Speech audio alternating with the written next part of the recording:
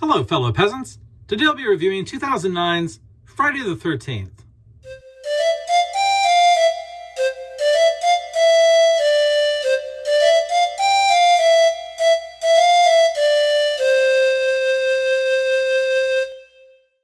Alright guys, so I watched Friday the 13th from 2009. I watched the killer cut, about 9 extra minutes in this baby. They say that's the one to watch. I think my Blu-ray here it says theatrical runtime on the back. I guess the theatrical is on here too. I don't know, but I watched the killer cut last night. It runs about an hour, 37 minutes.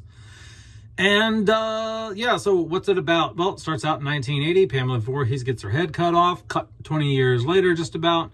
You got a new group of friends going out camping. One of them knows the lore. They catch the new audience up. This is a film for a new audience because this film is like a reboot. It's a remake, okay?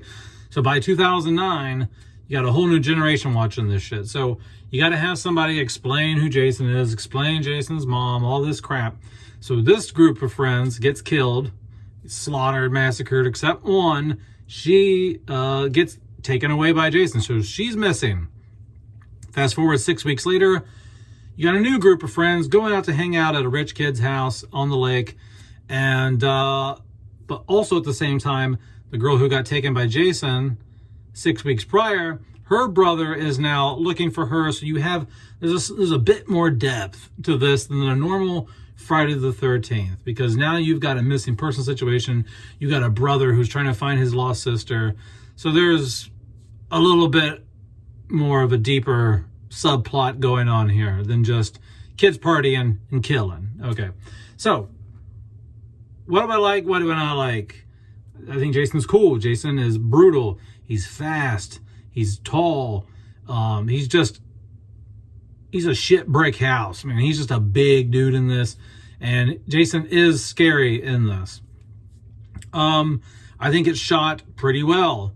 There are nitpicks I have about location and color grading and things like that. But overall, camera angle wise and picture quality, I do think that the film was shot well enough. It's nice to look at.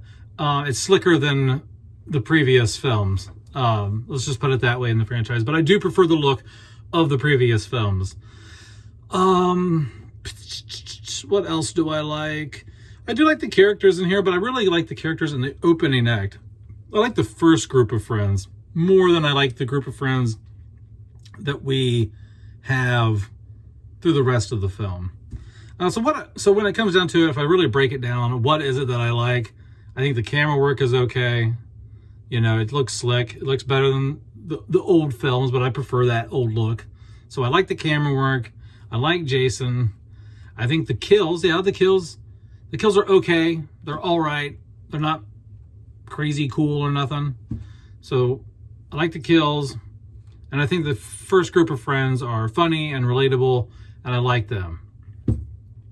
Let's get into the negatives. Negatives. I do not think that this film gets better and better and better as it goes. This film peaks in the first act for me because I really like the characters in the opening. They're very relatable. They're funny. Just the tension, the fear that's built up in those scenes, the jump scares, all of that is packed into that opening. And you really don't get any of that in the rest of the film. Like, I didn't care about the other people, like the second group of friends. I barely cared about that guy's sister missing.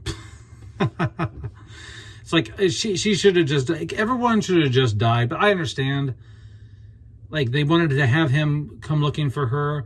I would have just had her having died and he just didn't know that she was dead. But he still gets tangled up with the partiers and whatever. But if I was the writer of this, I would have, like, left his sister dead and he just happens to end up partying. You know what I mean? Like, I would not have kept her alive. Like, she's chained in a basement. So, like, why would Jason keep her alive? Like, he murdered everybody else, but he takes her back to his crib. You know what I mean? So anyway, so I like the first group of friends and I like the vibe of the opening act, but everything else after that is subpar compared to the opening act. In terms of the look of the film, I said the cinema or the cinematography was good, but the color grading is really weird here. It's a very like yellowy greenish, I don't know what, and it's very dim. The highlights are brought down. The color grade on this is very unappealing. I didn't care for the color grade on this film. And let's talk about location. This was shot in Texas. When I think of Camp Crystal Lake, I think of pine trees, northern lakes, Michigan, Lake Erie, maybe Massachusetts, upstate New York, New England, northern Midwest. Like, that's the area I think of when I think of Camp Crystal Lake. As soon as this movie started, man, I was like, where are they at? They're like in some swamp or some shit. Like, what kind of trees are these? And like, just overall, it's just like, it just doesn't have, the nature does not look like Camp Crystal Lake. And then another reason why I don't like this film is there's no counselors, there's no camp, they go and visit Camp Crystal Lake while it's abandoned for parts of the film, but there's no camp counselors. Like, this isn't really like, it is a reimagining, it is a reboot, it is a remake because they're building off the lore and doing something, but it's like, man, like, there's no camp counselors. Like, we're not at camp in this movie. That's a big flaw in this movie, is that this does not take place at a camp. And so, some people might go, well, I like it because of that. I like that they did something different. They didn't do it at a camp. It's just friends getting drunk at some nice ass house.